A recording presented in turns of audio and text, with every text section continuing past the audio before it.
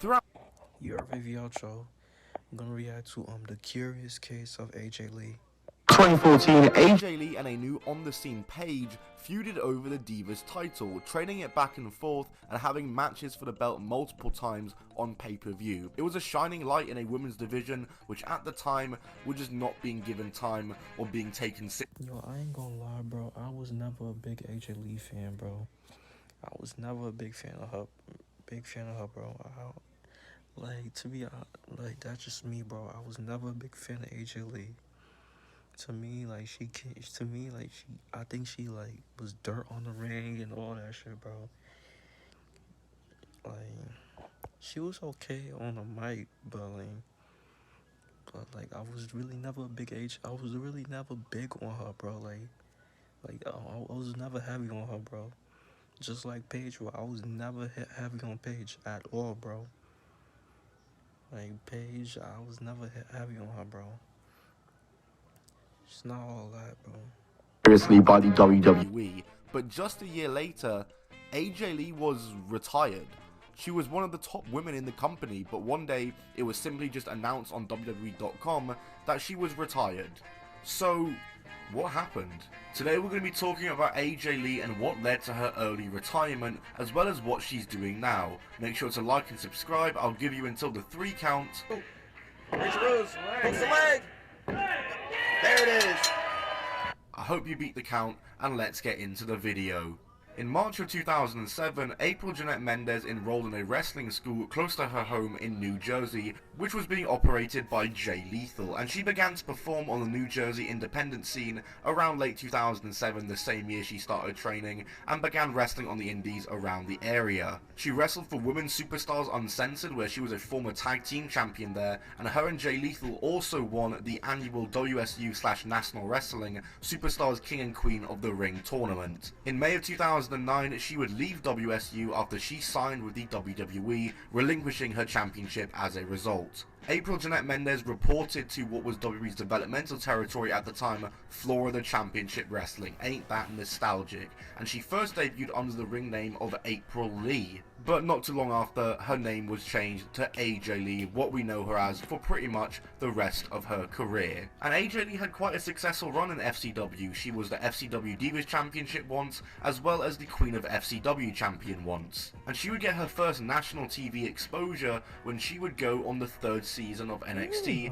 back when it was that really weird reality show. And this was season 3, where it was the all-women season. She was actually pretty popular on this season of NXT. She kind of played into her nerd fandom and all that, and it ended up helping to get her to place third, not first, unfortunately. But lo and behold, 5 months later, she would get called up to the main roster anyway as part of a tag team with the NXT winner Caitlyn, referring to themselves as the Chick Busters. And yeah, they were just a complete jobber team. They mainly appeared as jobbers on SmackDown, or they'd appear on NXT Redemption, which is when the NXT game show season just became never ending, and it was the worst weekly show in history. Definitely a video on that will be needed. In November 2011 though, AJ was placed in an on-screen relationship with Daniel Bryan. Yeah, I remember that her and Daniel Bryan was lovey-dovey on screen, bro. I ain't gonna lie.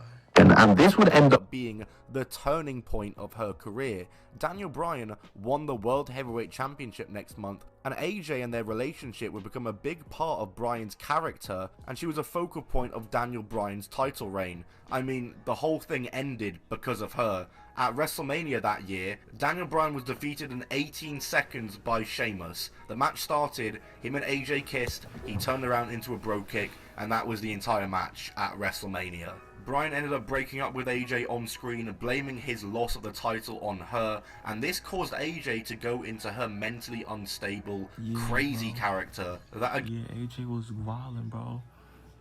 She was acting, not on screen, she was acting, like, she was being crazy, bro. Like, she was bugging the fuck out. And really shaped her career, and she would actually become involved with Daniel Bryan again on screen in a relationship, and also CM Punk, and also Kane, who were all feuding over the WWE Championship. Yeah, she kissed AJ. AJ Lee kissed mad niggas, bro. Yeah, let's not forget, like, she kissed Primo. She fucking kissed Daniel Bryan, CM Punk, Kane, John Cena, Dolph Ziggler, all of them, bro. She even kissed Caitlyn, bro. Like, AJ Lee had gone from being a jobber women's tag team to 6 months later being a big focus in the world title feuds, in 2 world title feuds. Daniel Bryan would propose to AJ on screen and AJ would accept, and we had a wedding going for Raw 1000, but it turned out that AJ hadn't actually said yes to the wedding. She had said yes to being the new GM of Monday Night Raw, and she left Bryan at the altar. So yeah, AJ Lee now was a weekly on-screen authority figure character. She was on TV all the time, getting so much exposure, and she was easily the most popular women's wrestler in the company, despite the fact that she wasn't even really wrestling that much, or wasn't portrayed as in the main event or around the title picture in the women's division. Truth be told, AJ Lee didn't really do too much as the Raw GM. It ended up not really suiting her, and she would then become involved with John Cena on screen. But this didn't last for too long either, because AJ Lee would ditch John Cena to get with Dolph Ziggler. oh, I forgot. Oh yeah, I already said Dolph Ziggler. She kissed Dolph Ziggler too. She was in... AJ Lee turned heel, got into a relationship on screen with Dolph Ziggler, and eventually they were joined by Big E as the muscle of the trio, and this was easily the prime years for AJ Lee as a heel character. This trio were absolutely awesome. When Dolph Ziggler cashed in his Money in the Bank contract to win the world title on the Raw after WrestleMania 29 in 2013, AJ Lee was right there with him, and it was the next month at Payback 2013 that AJ Lee challenged her old partner Caitlyn for the Divas Championship, and she would win her first title in WWE. AJ Lee and Dolph Ziggler would eventually split after AJ Lee cost Dolph Ziggler winning back the world title inadvertently. But AJ would continue on solo, or not solo, she had Tamina by her side, but you know what I mean, and she was the top star of the women's division. She would continue on as Divas Champion and would hold the title for 295 days,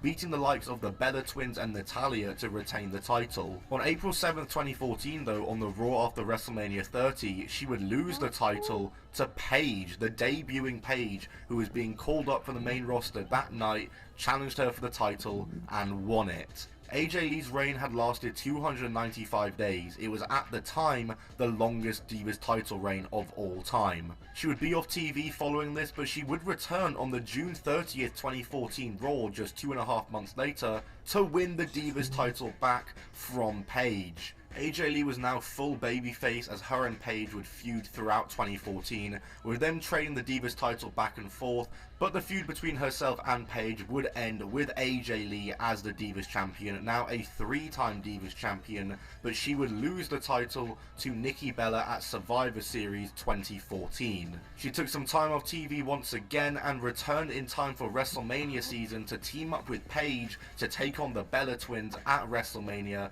a match that they won. The next night on the Raw after WrestleMania, herself, Paige and Naomi teamed up to defeat the Bella Twins and Natalya in what ended up being her final ever match. Yeah, WWE.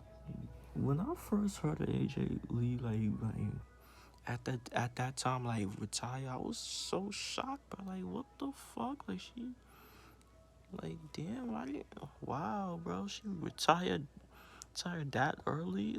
Tom went on to announce that this was actually her final ever wrestling match, or just announcing that she had retired from in-ring competition. It was announced only a couple days later, and she was wearing a Bayley t-shirt at that.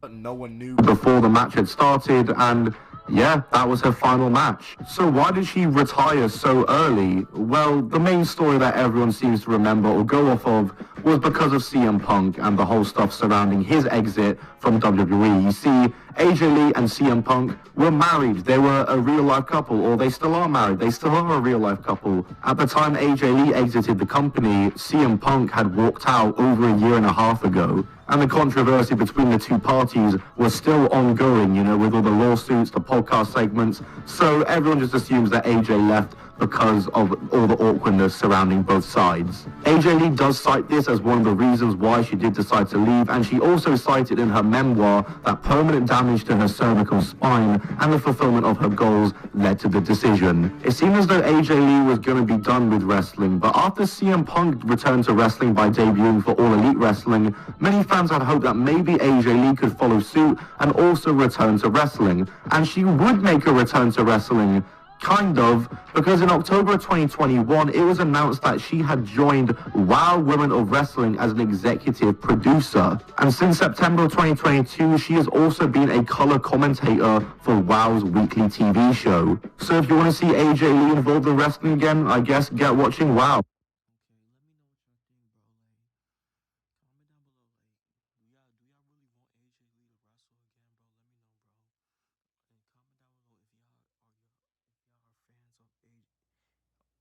If y'all fans of AJ Lee, bro, comment down below, bro. Me personally, I was, like I said in the early beginning, I was never heavy on AJ Lee, bro.